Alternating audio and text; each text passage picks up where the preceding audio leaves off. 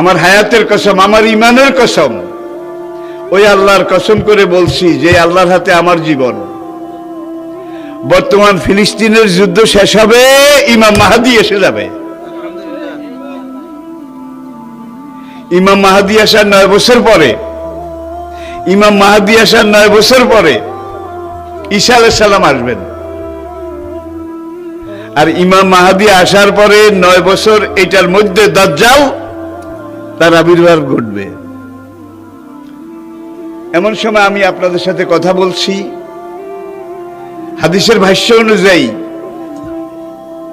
মনে করেন দাজ্জাল আপনার বাড়ির দরজায় এসে দাঁড়িয়েছে। এমন সময় আমি আপনাদের সামনে কথাগুলো বলছি, যেই সময় মনে করেন ইমাম মাহাদি আপনার ঘরের সামনে এসে দুয়ারের কড়া নাড়তেছে। কি কত কাছে!